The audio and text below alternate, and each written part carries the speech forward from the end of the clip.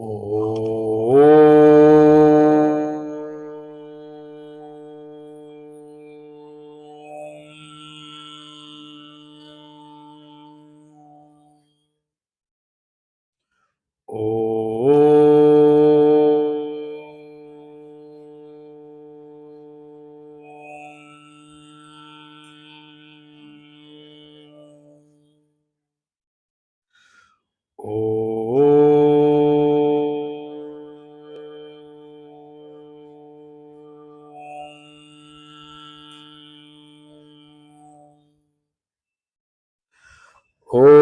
श्री गणेशाय नमः। ओम श्री सरस्वत्यै नमः। ओम श्री गुरुभ्यो नमः। सच्चिदानन्दरूपाय विश्वोत्पत्त्यादिहेतवे तापत्रय विनाशाय श्रीकृष्णाय वयं नुमः।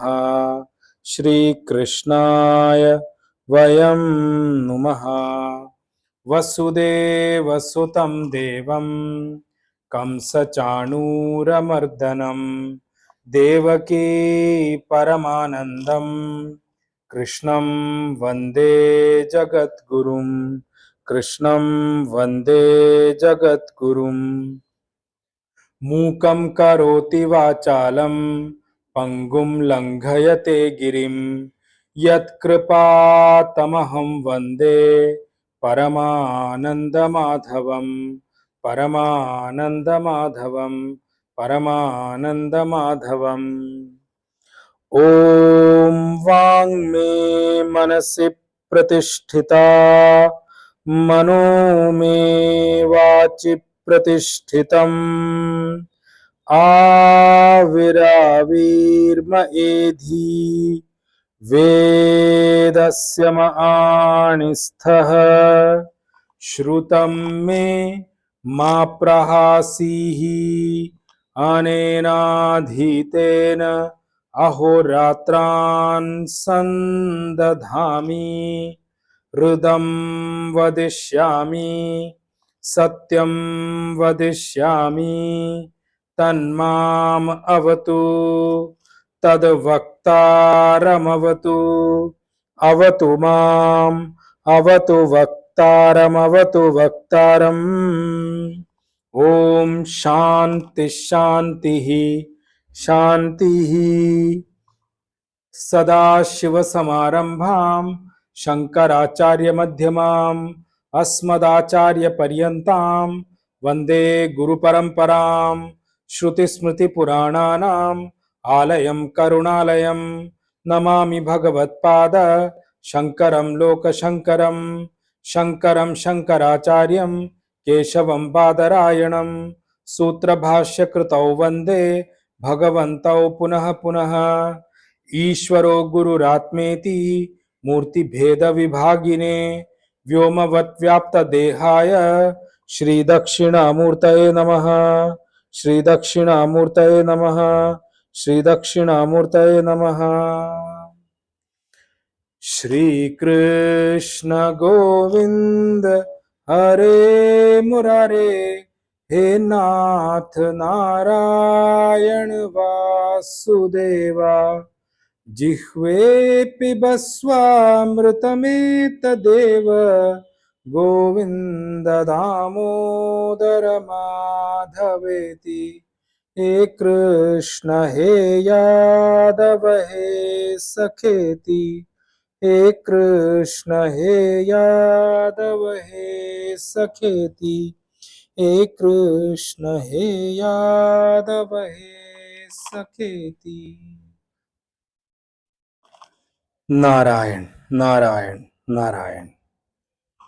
Firstly, today being a very, very auspicious day, which is Akshaya Tritiya, year 2025, I wish all the listeners, all of us, a very, very happy Akshaya Tritiya. May Bhagwan Narayana, Mother Lakshmi, or we can say Bhagwan Krishna and Mother Rukmini, bless us all with the wealth of all wealths, which is spiritual wealth, and at the level of world and at the level of spirituality, success, prosperity, good health, happiness, and peace. May Bhagwan Krishna, Bhagwan Narayana bless us all with all these things so that we can and actually not only lead a meaningful life but also contribute towards the vertical growth of us and are able to attain what is set to be attained as a goal of every being, in this creation, which is the highest and pinnacle of achievement of all. And apparently, thankfully, we are in the same verse number 72 of the second chapter, where Bhagwan is talking about supreme consciousness. Bhagwan Krishna is talking about that state of final achievement which a man of realization achieves. And if we are able to lead a life correctly and are able to work towards it, Bhagwan gives us a assurance that even if we are able to attain this towards the fag end of our life, trust me, you will definitely attain Brahman, you will definitely attain the supreme consciousness, or so to say, you will definitely be finally liberated forever. So that is the verse which is we are in, and thankfully on this auspicious day of Akshaya Tritiya, we are on this particular verse. And while first I'll read the verse and I'll read the Bhashya of Bhagwan Shankaracharya ji, and then we'll get into the verse. And there are some points which I wanted to talk about before I get into the meaning from where we left in the last session. But first I'll read the verse. Verse number 72. एषा ब्राह्मी स्थितिः पार्थ नैनां प्राप्य विमुह्यति स्थित्वा स्यामन्तकालेऽपि ब्रह्मनिर्वाणमृच्छति एषा ब्राह्मी स्थितिः पार्थ नैनां प्राप्य विमुह्यति स्थित्वा स्यामन्तकालेऽपि Brahma Nirvana Mrichati. Bhashya of Bhagwan Shankaracharya ji on this particular verse. Bhagwan, writes one Sambandh line connecting the previous verse to this particular verse. He says, Sa Esha Jnana Nishtha Stuyate. So, meaning what? Glorifying the final achievement of a man of realization, Bhagwan gives this particular verse number 72. Saesha Jnana Nishtha Stuyate. What is the pinnacle of achievement of a man who is firmly placed in the wisdom, firmly placed in the spiritual knowledge, and in the actual eternal truth? What is the state which a man attains is what this verse is all about. So this verse is actually glorifying the final achievement of all the hard work put by the being in many lives, so to say, to come to this stage, and what he attains is what is being mentioned here. I'll read Bhagwan Shankaracharya's Bhashya, then we'll get into the meaning. Esha yathokta brahmi brahmani bhava iyam sthitihi sarvam karma sanyasya brahma rupena eva avasthanam iti etat.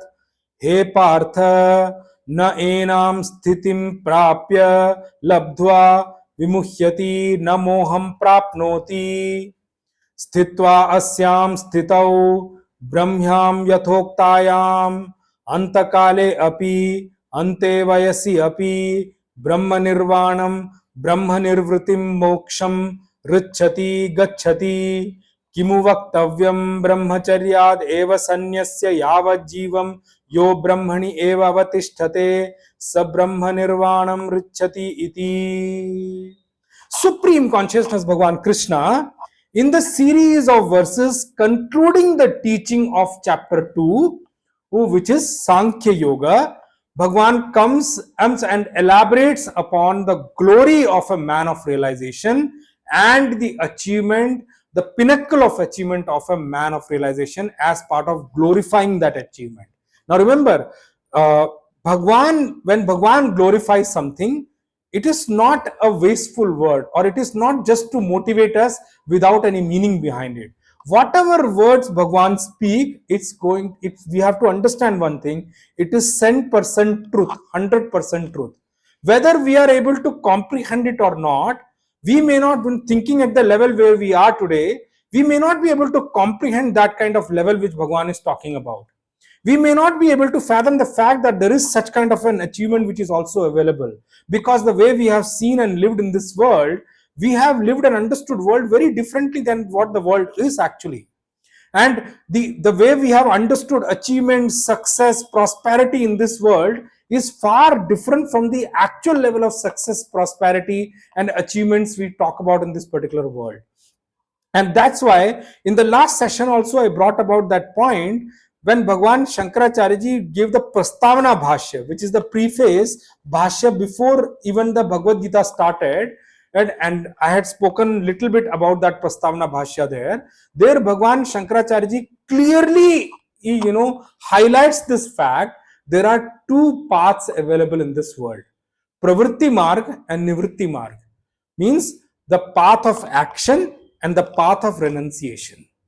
So that is, path of action is Pravritti Marg and path of renunciation is Nivritti Marg. And when I spoke about glorifying Bhagwan Shiva, and I said, Jnani Nam Sabapati, so the kind of people, Bhagwan Shiva, they sit in the assembly of Bhagwan Shiva and Bhagwan Shiva presides over them. Jnani Nam, which is said, they are all Nivritti Margis. Nivritti Margi means those who are walking the path of renunciation. And remember, for those who are walking the path of renunciation, the Adi Guru or the first Guru is Bhagwan Shiva.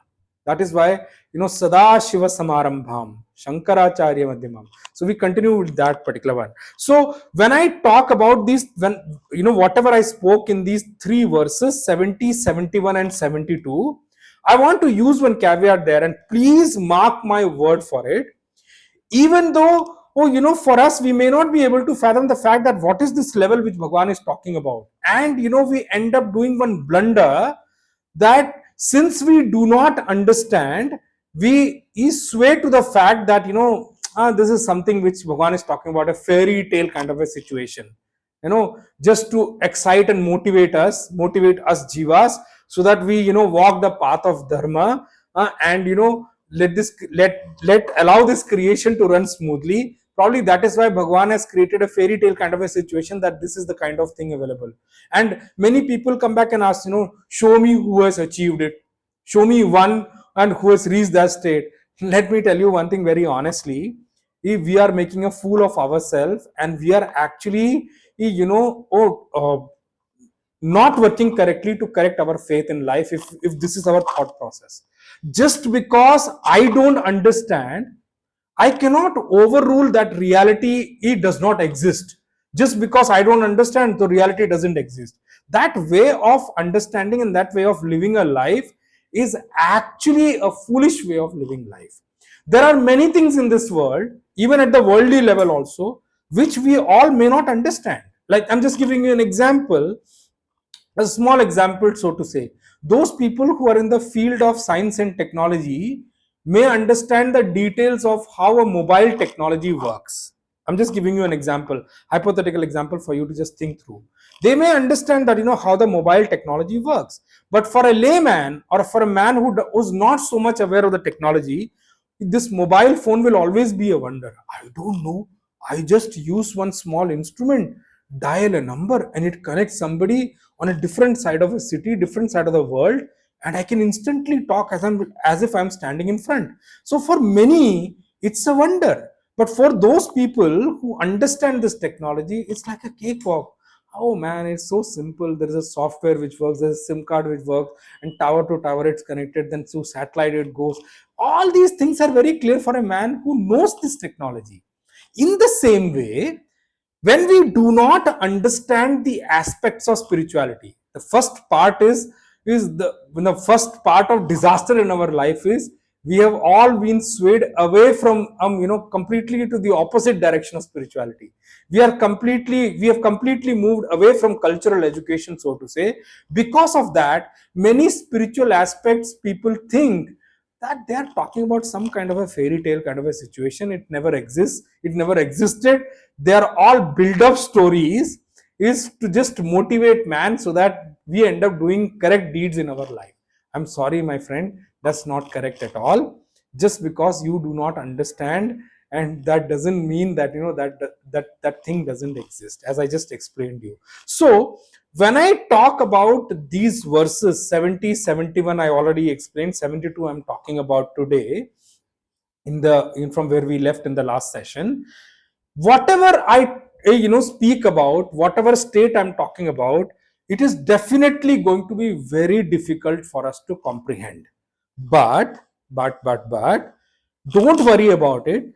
Just hear it. Even if you are not able to understand it completely, just feed this data into your inner equipment, that there is some such state which is available.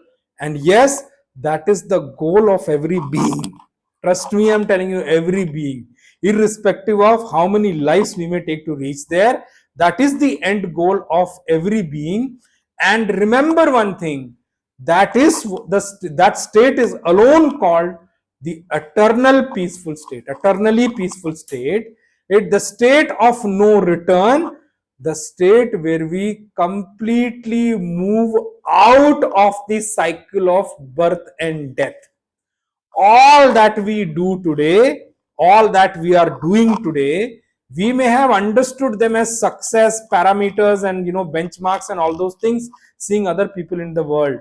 But remember, there is another pinnacle of achievement which is waiting for us to see. Now the problem is or the lacking portion of this creation is those who have realized. They will not walk about in this creation and say that, oh, I'm realized, you come to me, oh, I'm realized. If you are waiting for a person to come like that, then keep waiting. That is why you will see in our Puranas also, whatever Puranas we have in Sanatan Dharma and Upanishads and all, wherever they talk about, they always talk about a condition that a man of realization lives in a cave. It's a picturization actually. Actually, cave doesn't really mean cave, so to say. Means what? When a being, let me say it this way. I'm going to explain that in the verse also. When a so-called being who was living as a being till now ceased to be a being and understands that he is the all-pervading self, then trust me, tell me, why will he come to the world to all of us? He has no reason to do that. And so one general question which comes in the mind of people is that, how do they survive? Now, the point we need to understand is, once a person realizes God, once a person reaches the stage of God realization, then his is survival is also, he has got nothing to do with his survival also. His survival also is taken care by God. Why? Because that God, or he has realized already. He has become one with that God. Then till the time this body is there as per the prarabdha, means the series of karmas which are keeping this body alive in this creation, till the time that prarabdha is there, the man of realization will live in this world amongst us only, will live in this world.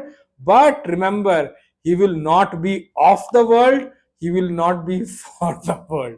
Then what happens to him? His one sole purpose will be always to spend time in that eternal peace and happiness, or the bliss of the self, and he would never want to come out of that state at all. So that is the state which is Bhagavan is coining here as Brahmi Sthiti.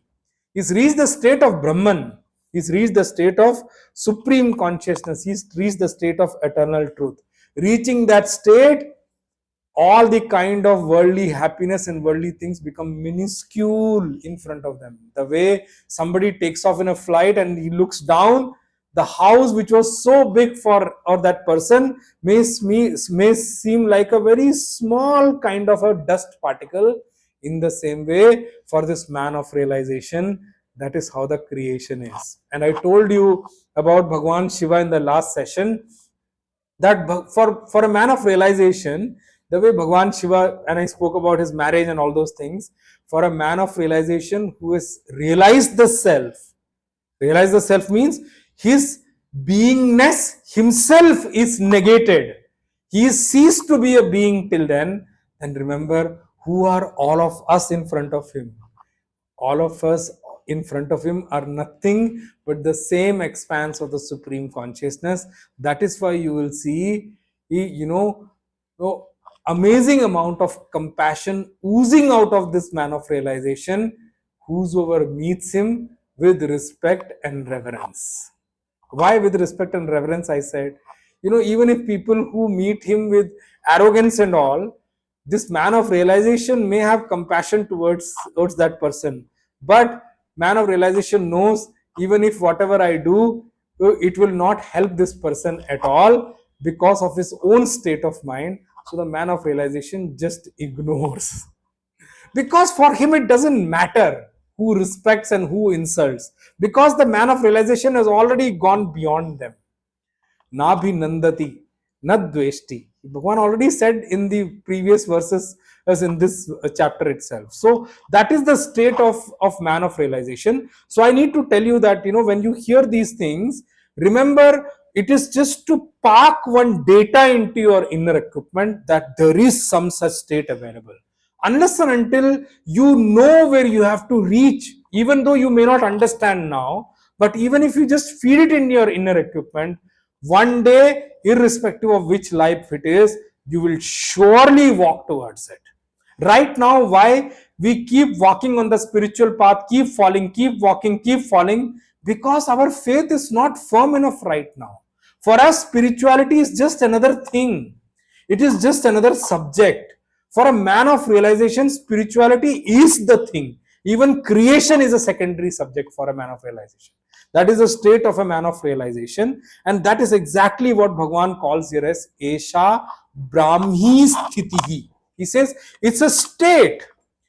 This is the Esha, this is the state of Brahman, this is the state of realization which I talk about. And Bhagwan says, Esha Brahmi, the way this verse goes is, Hey Partha is Sambodhana Prathama here, because Bhagwan is addressing Partha. No, I should also use this word. I would explain you the word Partha also here. Why Bhagwan used Partha? I told you, wherever Bhagwan has used an address for Arjun, trust me, the address for Arjun is different in many verses, so to say, and that has got a deep meaning also around it. Hey Partha, Arjun, remember, you are the son of Kunti, and Prithaya Putra iti Partha. You are the Pritha means Kunti. You are the son of Kunti, and who else should show you how to do tapas, how to do penance in life? Kunti ji's whole life have been a life of tapas. But remember one thing, Srimad Bhagavad brings it out so beautifully.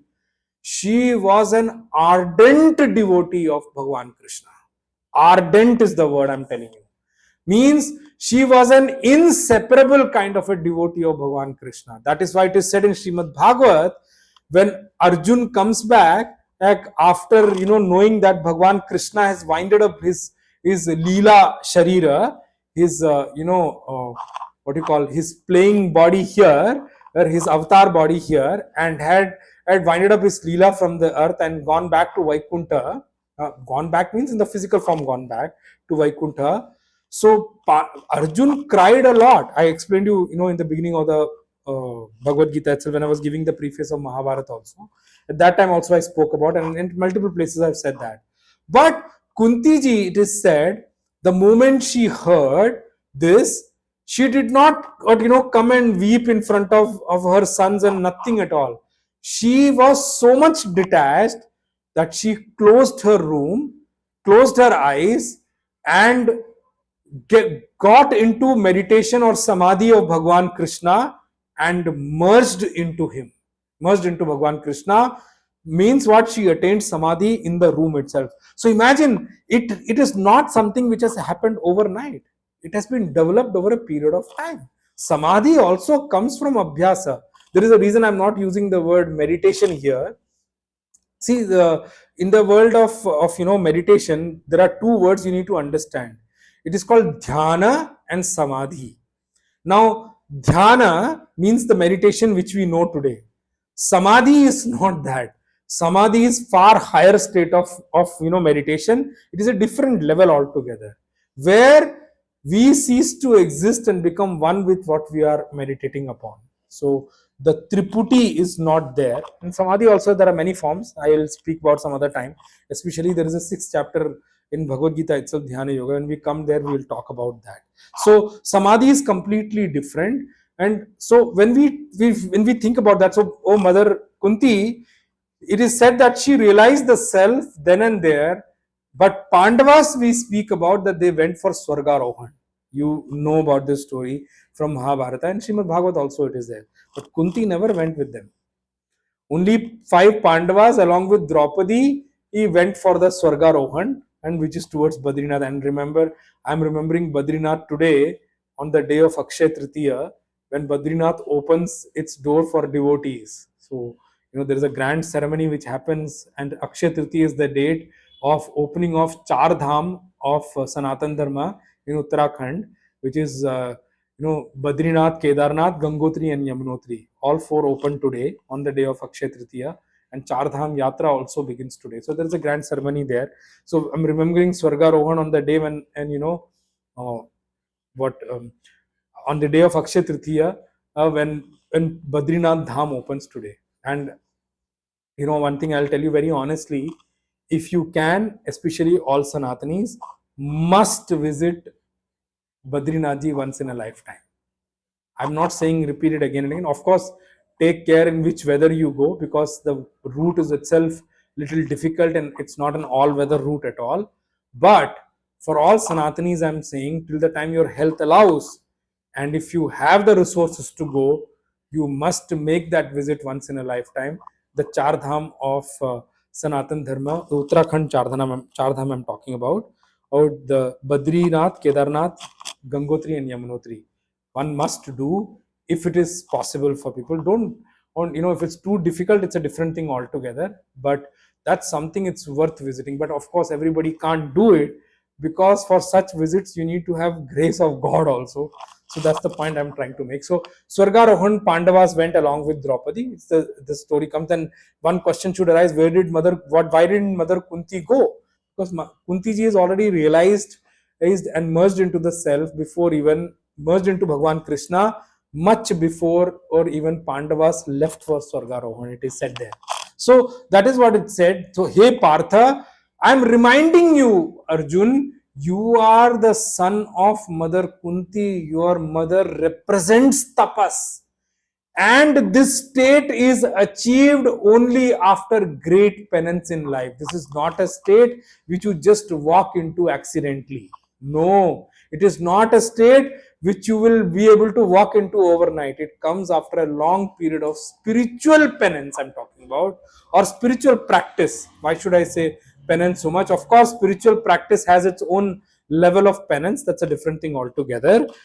As we move along, but don't worry about it. There's no difficulty about that at all. Those abilities to do that automatically comes as you start walking the spiritual path. Our Puja Guruji Swami Tejamananji used to say, start walking and the path will become clear. Don't worry about it.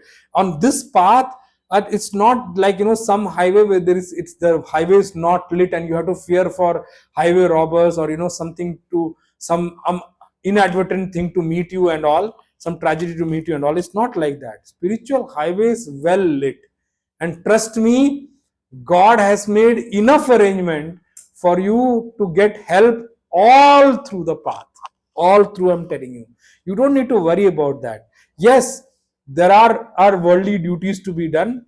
Start walking spiritual path along with it. But don't worry about when and what. Swamiji, do I have to leave the home and all? That's not your worry. And nobody is telling you to leave the home or anything like that. That's a mistaken understanding of spirituality. Spirituality never tells you to run away from where you are now. It says you just keep adding on your qualifications. When you are ready, right environment will automatically reach you, and that's how God functions.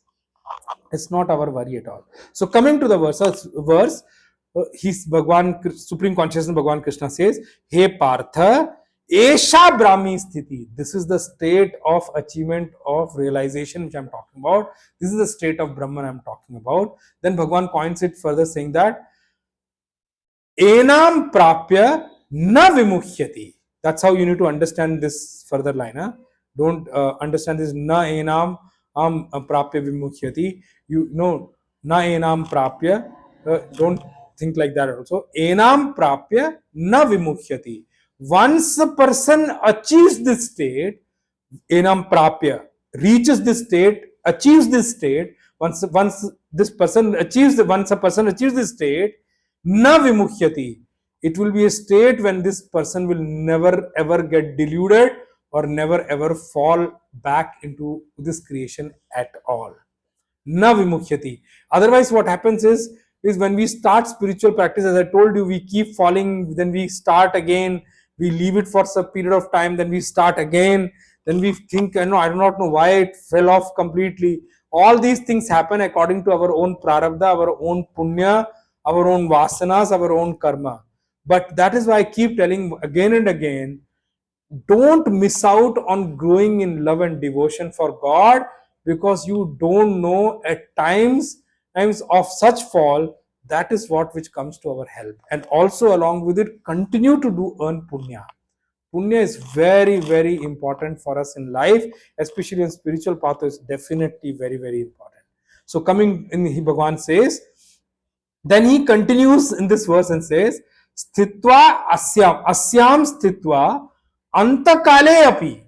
Even if one is able to place oneself in this state or reach this state, able to place firmly oneself in this state, even at the fag end of your life, not that you young age only you were able to do it or all, even if with consistent practice throughout your life you are able to reach this state at the fag end of your life, trust me, Bhagwan assures you in this verse, you are going to gain Brahma nirvanam richati.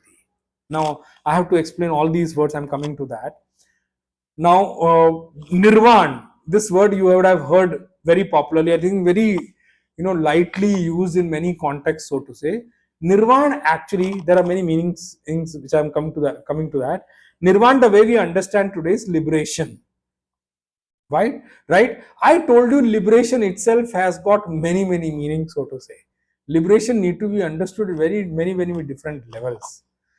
The way we have understood liberation today is not the correct one. Then I will come to every community's way of understanding liberation is very different. I'm not coming to that at all. Nirvan word can never be used alone. Just the word nirvan does not denote anything. Nirvan means liberation. Where are you going to reach? That is why Bhagwan used this word called Brahma Nirvana. Nirvan word is complete with Brahma only. Not Brahma, not Brahmaji I'm talking about here. Brahman. So achieving Brahman or supreme consciousness or eternal truth, reaching that state, once you reach that state, that is the true state of liberation. The Nirvana also has to happen in Brahman. Just the word Nirvana does not denote anything. Then the question will come, Nirvana where? Where are you going to? How are you going to liberate? Where are you reaching? Nirvana means you're reaching somewhere, right? I'm going to explain you with an example which is very elaborately going to explain you what this word Nirvana means. So this is the literal meaning of the verse, which we quite a bit saw in the last session also. Oh, I thought let me just take it from there. So here this verse clearly, 70, 71 and 72, just park this data into your mind, into your intellect, that there is some such state available. Our rishis have worked towards it and many of them have gained it also. I'm telling you here by God's grace, because I have come across some realized saints, so to say. It is surely God's grace. Only with His grace you can come across. And many a times I've not been able to understand their state, but yes, when I used to meet them, I used to feel there is something different. I don't know what that difference is, but definitely He's different from us. That difference is so much that without understanding the difference also, I feel like falling at His lotus feet. I feel like serving Him forever. I feel like I may have been searching things in so many lives, so to say, but reaching Him, I suddenly get peace is I suddenly feel a hope that what my search has been in many lives, he seems to be the one who is able to help me reach there. My soul search is going to help me complete. That is how I felt when I met my guru. Of course, that state is not understandable. I told you, when a realized saint can be understood only by a realized saint. I also never understood him at all. Or when he attained realization also, at that time we had mixed emotion, that what to say, what recalling what he taught us. And even after a realization also, we still feel him all around us. I still feel him all around me all the time. And he's the one who is blessing us even today to walk the path correctly. Otherwise we are so deluded. I'm so deluded that I keep falling here and there into the world. And these worldly things do take me away at times, but trust me, his grace and blessings has always kept me, or put me back onto the track. That is how a guru functions actually. A realized master can only be understood, a realized master can be understood only by another realized saint. That is why it is said, when Swami Shivananji and Puja Paramaguru Swami Tapovanji used to meet, they used to talk for hours. Now when they talk for hours, they may not be talking about what do you call that, cricket or football, or worldly affairs or worldly politics or things and all those things. All their discussion is always about Brahman. How we have understood, because I told you, only 1/4 of the supreme consciousness has become this entire manifested world put together. Padosya Vishwa Bhutani. And when they say Vishwa, I'm not talking about only this earth. All the galaxies put together has been created with 1/4 of the supreme consciousness. Tripadasya Mritam Divi. 3/4 of him is never known to anyone. So just imagine, when a realized saint meets, they're talking about those new aspects they discover about the self. They're so excited about that all the time. They talk about different verses of Upanishads and different verses of Bhagavad Gita, Brahma Sutra and all. And they talk about long hours of discussion. And there are so many things we can and think about that when we see saints meeting each other. By God's grace and by Guru's grace only, I happened to sit in some conversation when both of them were talking. And I was just sitting, and with gazed look, I was looking there with an amazing look, that man, I have done nothing to actually be here to listen to that portion of that conversation also. But their sheer compassion, you see, they made us sit and listen to that conversation also. So that's what God's grace is all about.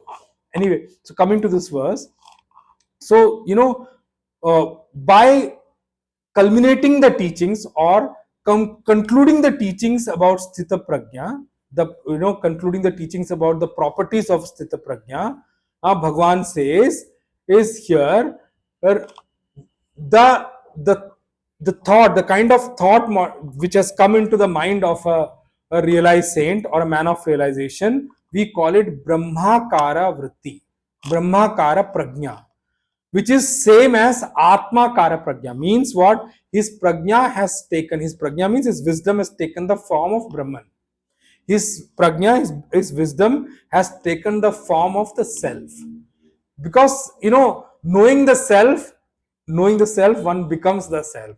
So if he's got the wisdom of knowing the self, means what?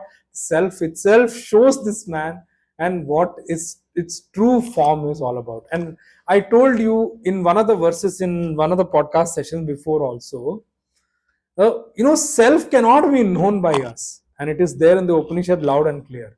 Nayam atma pravachanena labhyah na medhaya na bahuna shrutena yame vaisha vrunute tena labhyah tasyaisha atma vivrunute tanum swam. Says you cannot achieve the self just because you have listened to a lot of talks about the self. You listen to a lot of satsangs about the self. You cannot achieve the self like that. Nayam Atma Pravachanena Labhya. You cannot gain the self like that. Na medhaya na bahuna shrutena.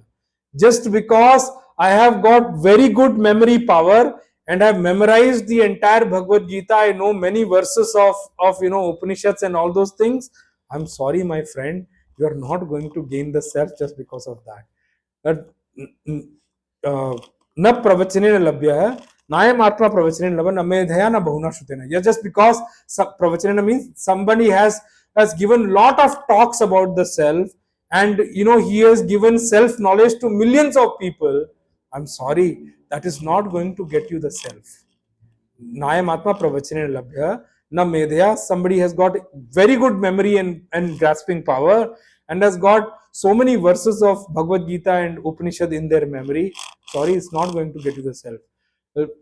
Na Bahuna Shrutena. I've listened to a lot of satsangs in my life. I have, never missed a chance to attend a satsang. But that alone is not going to give you the self. I'm saying, that alone, these three things alone are not going to give you the self. नायम आत्मा प्रवचने लभ्य न मेधया न बहुना श्रुतेन यमे वैश्य वृणुते तेन लभ्य. The one, then who is going to gain the self? Do you mean to say that the self is non-achievable? Then why are you even talking about the man of realization, so to say? Then the Upanishad says, Yame Vaishya Vrunute Tena Labhya. The one who chooses the self. Now, this is the point I want to highlight. Chooses the self. Amongst all that is available in this creation, this person chooses the self and self alone. Yame Vaishya Vrunute Tena Labhya. Tena Labhya means that one gains the self. Then he says, is Tasyaisha Atma Vivrunute Tanum Swam. To that man who has chosen the self among all that is available, the self decides to reveal itself to that man. So we cannot know the self. We cannot gain the self.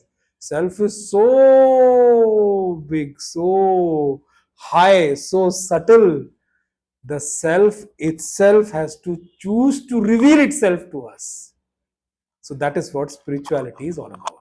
Why I said keep these verses in mind, that you need to contribute piece by piece, drop by drop, to your own spiritual stamina.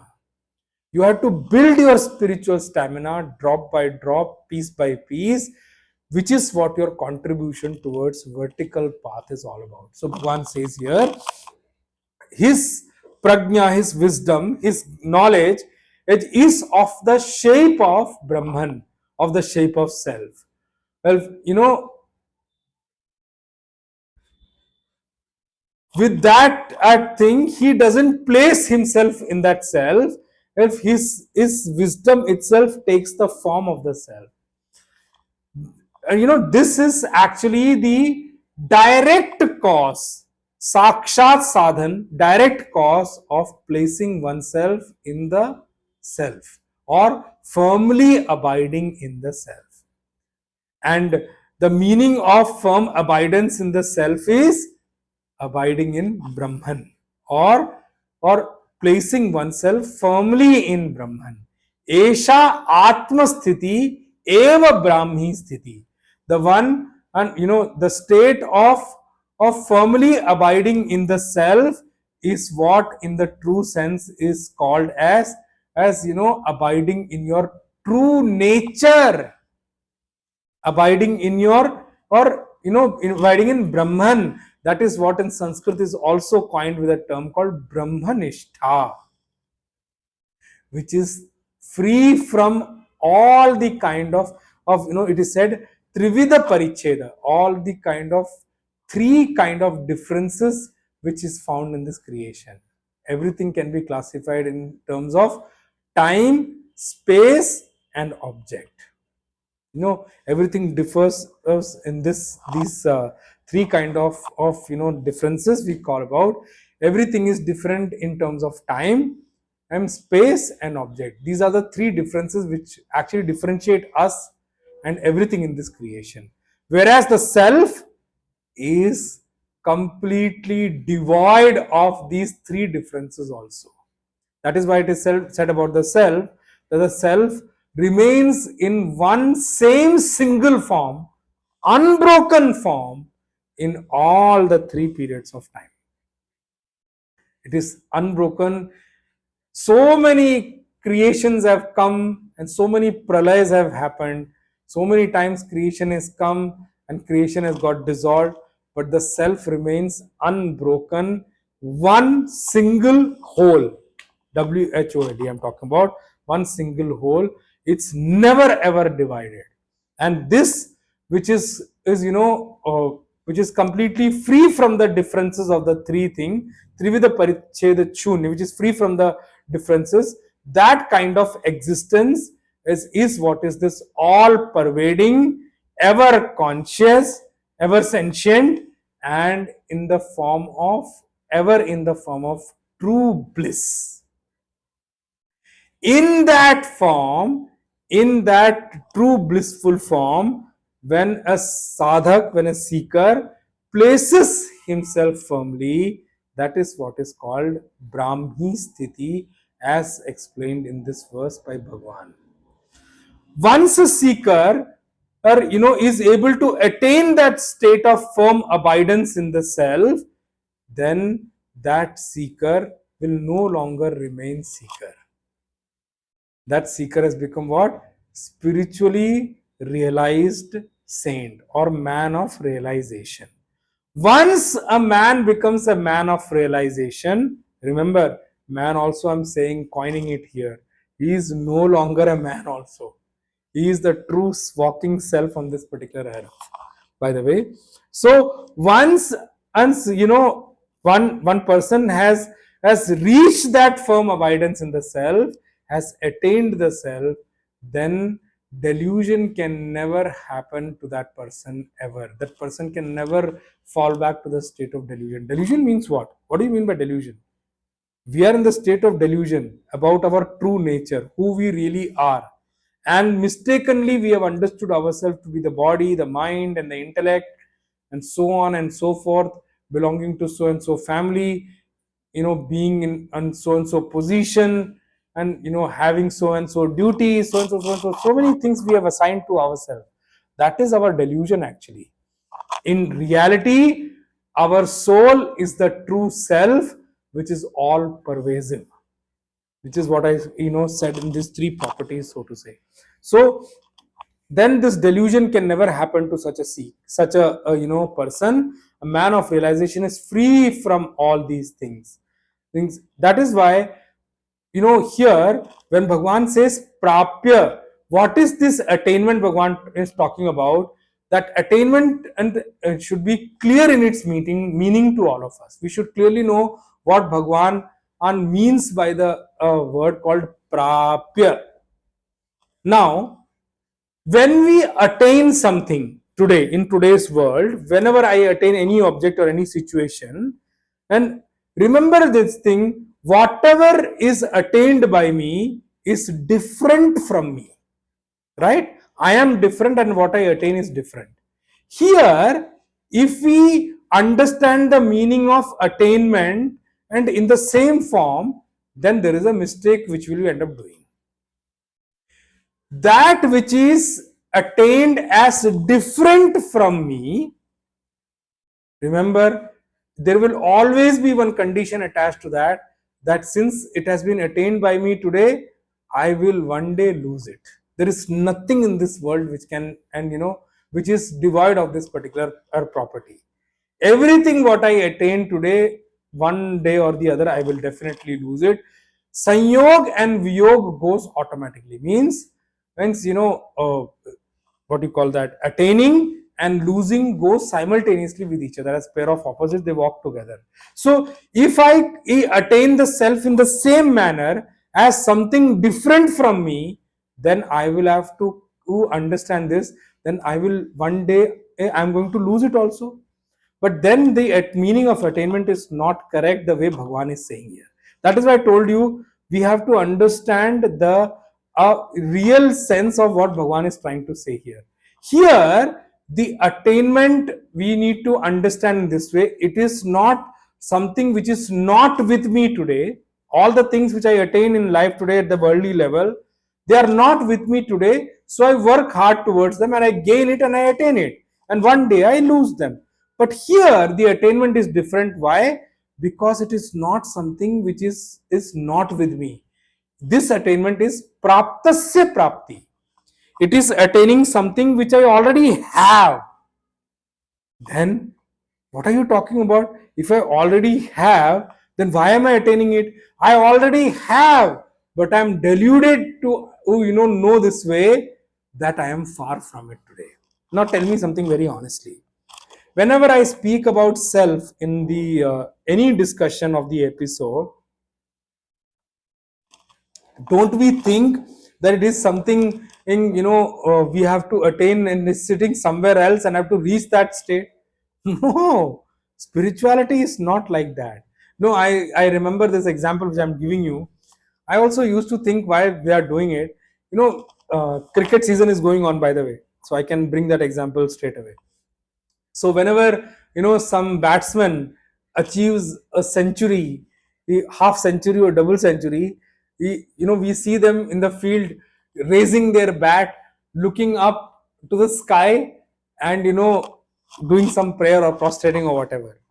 Which means what? Technically, we understand, we think that God is someone sitting far away from us.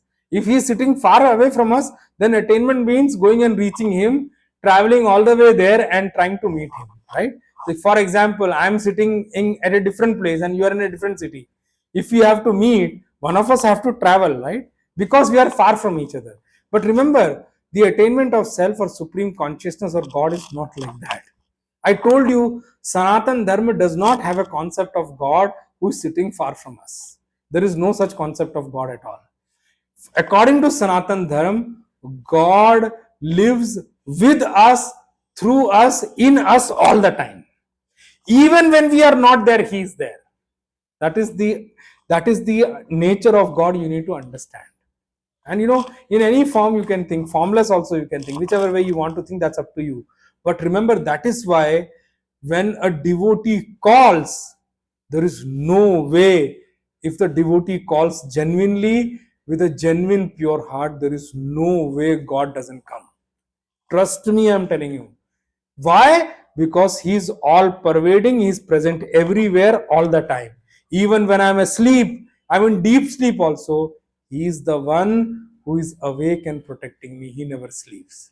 See, that ad somebody else may have taken, city never sleeps, but actually that term goes only for God, only for the self. Never sleeps. Even in deep sleep also, He is the one who is protecting me. Even in deep sleep also, He is awake and looking after me. That trust, if you generate, life becomes very easy. Life becomes free from all the tensions. Anyway, so I'm coming to that point. So here, it is not about, apraptasya prapti. It is not about like gaining something which is not there with me. It is about gaining something which I already have, but I have turned away from it. It is got veiled by my ignorance. That reality, that truth in me has got covered or veiled by my ignorance. So what does Upanishad, Bhagavad Gita and spiritual knowledge does according to Sanatan Dharma? According to Sanatan Dharma scriptures and Guru and these teachings and satsang are doing only one thing for you. They are trying to slowly, gradually remove your ignorance. The moment ignorance is removed, what happens? When the veil is removed, then suddenly that pristine glory of supreme consciousness starts to become visible to us. Why? Because it is covered by a veil, we are not able to see it, but He is always with us all the time. That is why it is always said, for a true devotee, God walks with him all the time. He is there with all of us. But the difference between a devotee and us is we have not turned towards Him. We have not generated the trust and faith in Him. That is why we have to run to Him to gain Him.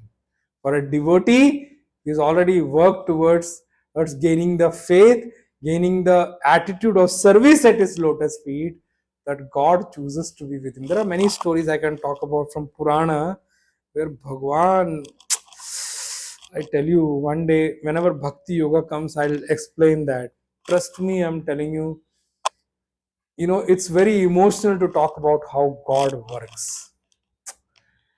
Brilliance is a far lesser word for God, the way He works. Oh my God. He is, oh my God. You see, I use the word, oh my God only. He is, trust me, I'm telling you, He is the ocean of compassion. And I'm telling you honestly, without God, my friend, trust me, this world will not be a worthy place to live. This world, even with its ups and downs, is manageable. Why? Is livable. Why? Because of His presence.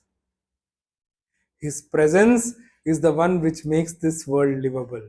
And then if His presence is there all the time, see try to think of the state of a devotee who remembers God throughout the day, how difficult it is for him to gain God.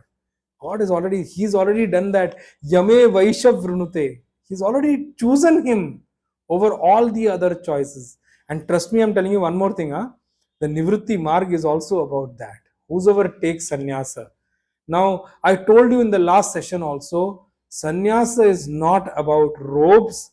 Sannyasa is not about ashrams. Sannyasa is not about who is placed where. Sannyasa is simple. Where are you dedicated? Who are you serving? You remember that at Ved Bhagwan's word which I told you, Ved Bhagwan's line for all of us, the question which Ved Bhagwan asks us, Kasmai Devaya Havisha Vidhema. Who are you serving through your acts? You are serving, no doubt about it. If you are not serving God, if you are not serving society, it's not that you are not serving anyone. Through your daily life, you are definitely serving someone. And if it's not the bigger objectives, then definitely it could be that you are serving your own selfish interests, serving your own selfish needs, which is a very, very pathetic way of living in this life. I told you before also, I'm using this episode on this auspicious day of Akshaya Tritiya to talk about this verse that, Bhagwan is talking about this Brahmi Sthiti. The thing which clarion call to all of us by Supreme Consciousness, Bhagwan Krishna, is what? Man, wake up. Be contributory towards you, be contributory towards society, be contributory towards creation. And the only way of doing that is once you start dedicating your actions at the lotus feet of God, start devoting yourself to God. Everybody is acting, nobody is devoid of action. Nobody can run away from the action. And another thing I told you in the last session also, Sanatan Dharma never talks about a sannyas which it tells you the path of escapism. Escapism is not sannyas at all, according to Sanatan Dharma. All those people who, because of escapism, have gone to sannyas, they have not been able to survive for long. Trust me, I'm telling you. Escapism is not what a sannyas is all about. It is very, very different. Sannyas is a completely different ballgame altogether. Yes, the start work of devoting your action to God, which Bhagavan says Karma Yoga, we have to start wherever we are at that level itself. So this is Praptasya Prapti. This meaning we must understand. And to reach this state, to attain this state, the seeker must constantly put effort towards. And don't worry whichever age group you are in, whichever age gap you have reached, whichever age limit you have reached, it doesn't matter. Some people do come to me from the WhatsApp group, also from the listeners also, they came to me and said, I think I'm so and so old right now, but at least I reached the study of Bhagavad Gita through the podcast, But I'm telling you, I think I do not know what I will be able to achieve, because I'm towards the fag end of my life already. I do not know how much life I have left, so wish me that I can gain it in the next life. So I keep telling them only one thing: don't think about that thing at all. Even if you are able to get this correctly at any age gap, any age level of yours, trust me, you can still achieve Brahma Nirvanam according to Bhagavan. Antakale api asyam sthitva antakale api. Even if at the end of life one is able to reach here, don't worry about it. If Brahma Nirvanam is definitely, I'll give you one example for sure. Or today, Srimad Bhagavad, I'm by God's grace, I'm remembering Srimad Bhagavad so much today. Srimad Bhagavad starts with the story of King Parikshit. So it is worth mentioning here. King Parikshit, it is said that he got cursed by his saint because of anger. That can be seen as a cause externally. I'm not even talking about that. But just see, the curse also could become a cause for or King Parikshit to attain Brahma Nirvana. For us, certain situations in life also do not become the even though they have come because of our prarabdha, we are not able to convert them into a legitimate cause to turn towards God or spirituality. Now see Parikshit, of course we can see that out of anger that a rishi is sitting and meditating. Remember, the saint was in samadhi and he was immersed in the self. So the curse had to fall on Parikshit. And in the anger in the arrogance of with the thought that I'm a king and I'm asking for water only, very small thing, and this man is trying to act that he's meditating even though he was in samadhi. He misunderstood in his old delusion, and then put a dead snake on his neck. And when the saint's son came, he got very upset with King Parikshit. How can you do such act? You insulted my father by doing all these things. He was meditating, he was immersed in the self, he was in samadhi, and you did that. So I curse you, since you put snake on the neck of my father, on the shoulder of my father. I curse you that 7 days from now, the king of snakes will come and poison you, and with that poison, you will end up losing your life or you will die.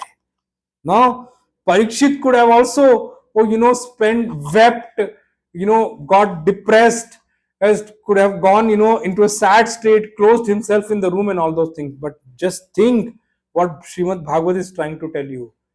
Any situation in life can be used, whether good or bad, to turn towards God. Any situation, so to say. It is not that it is situation specific. So Parikshit used that situation. He spent that time to know the teachings of Bhagavad. He spent that time to search for a guru, place himself under the lotus feet of a guru, and he, with complete devotion and dedication, with absolute single pointedness, he studied, he understood, and before even the king of snakes, Takshak, came to put poison in or hiss at or bite the inject poison into Parikshit. Parikshit has already realized and left the body. He was not even there for, or the Takshak to come and actually poison him or kill him, or end up making him lose the life. So that is what Antakaliapi means. So at the fag end of the life, there were only 7 days left. 7 days left for Parikshit, and those 7 days were enough for Parikshit to realize. That is what Bhagavan is telling here. As asyam antakale api sthitva.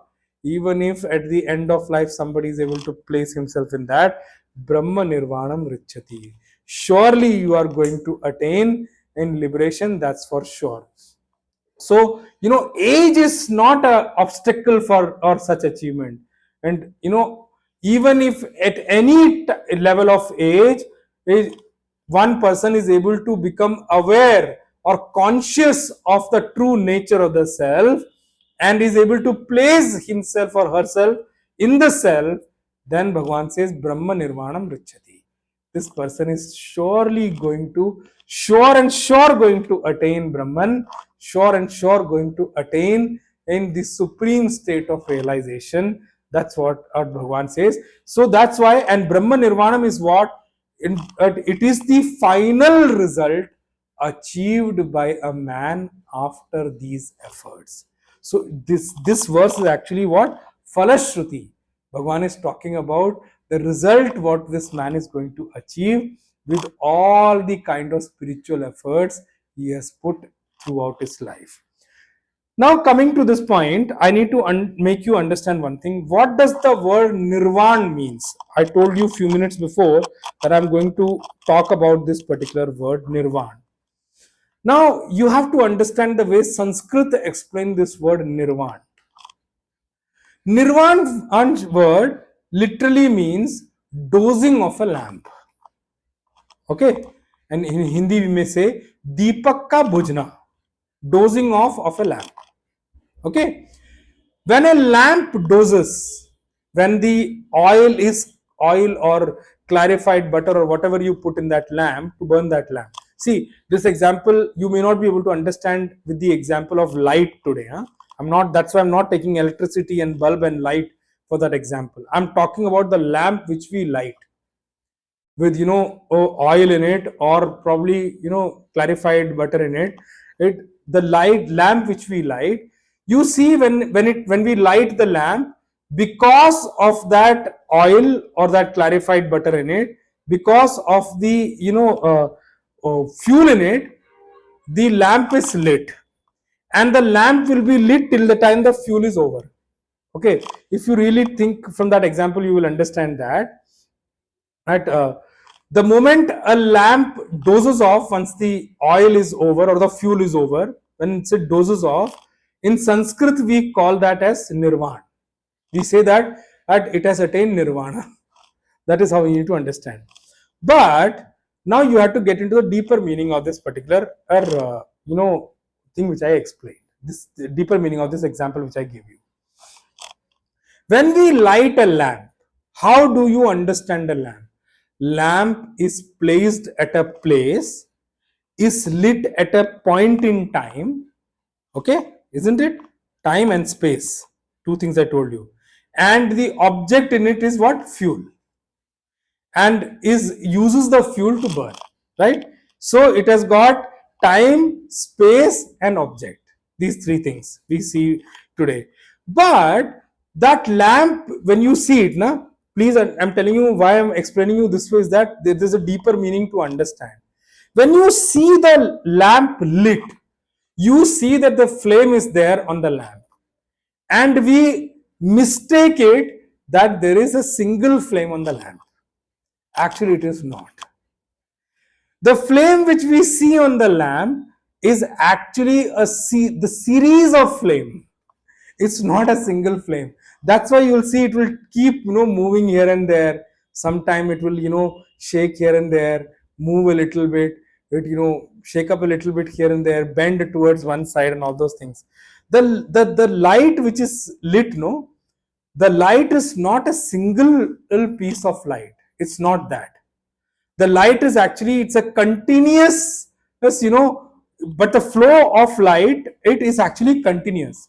There is light on that edge of the lamp, one after another. Because there is continuation, we are not able to see that it's a series of light which is burning up there. It is not a single light at all. We end up considering that it's a single light. Now, take that example back to us. I'm explaining you why I told you this verse is going to take time, because the meaning is deep. I could have taken some other time to explain somewhere else, but why do that? I'm taking my own time to explain this verse, and in the initial itself I gave you this with inverted commas that this verse is difficult, but understand there is such state to achieve which will keep you motivated to walk that path. Anyway, continuing to that, since there is a continuity in the light, the lit light, we feel what? that it is a continuous light, and the light is one single piece, and it only dozes off at the end. But actually the light is shana pradvamsi. Every moment it is burning, dozing, burning, dozing, burning, dozing. We don't see that difference. Why?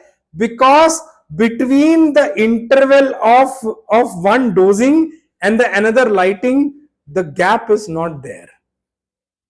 Since the gap is not there, we feel that the lamp which is lit is a continuous as one light, and it only dozes off at the end.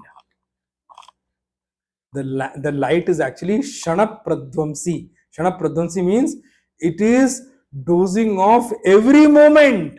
Moment by moment it is dozing off. But we see the start of lamp when we light it, and we see the dosing only when the fuel is over and it finally doses. We say that now the lamp is dosed off. We see the start and the end. Now just take that example. So take that example to you. So that is one of the reasons why it is called pravahi dravya. Means it's a flowing object. It's flowing one after another one. The continuity, it is so fast that we are not able to see the difference between them. And it is so fast and so continuous that we will never be able to understand that it is not one single light. There are different and light, so to say. Even though the light is dosing and lighting, dosing and lighting, dosing and lighting one after another, but when we see it externally, we feel what? The light which was there previously is the light which is there now also, and this light is going to continue. They are not different lights, so to say. They're not two different light. The previous one and the current one is not two different one. They're the same one, and we feel that they are the same one, so to say, continuously till the end. As we see this example of light, as we see this continuity in light, in the same way we should translate that into our life also, in our individual personality, individual life also. A Jeev's state, the state of a Jiva, is the same as that of a lamp. That is why the example of lamp needs to be understood correctly.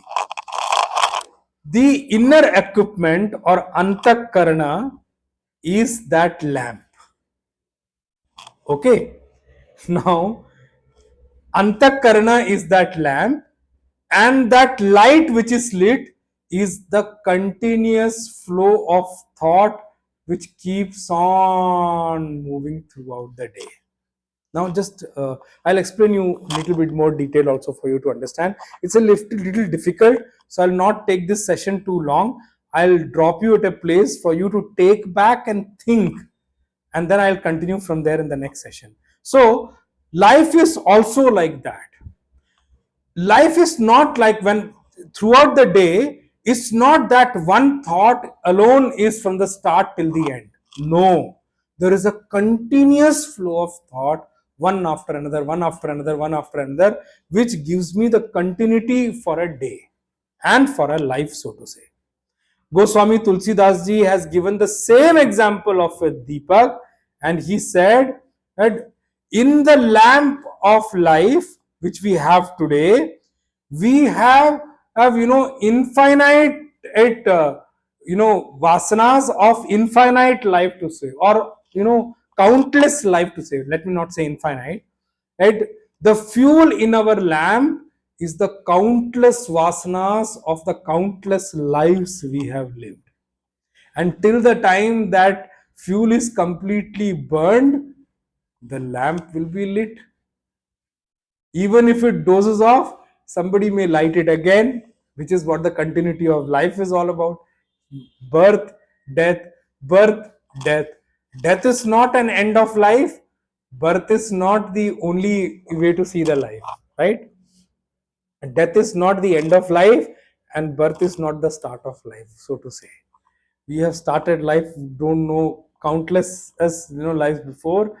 So that's why the oil or the clarified butter in the lamp can be seen as the countless vasanas we have accumulated from the countless lives, so to say.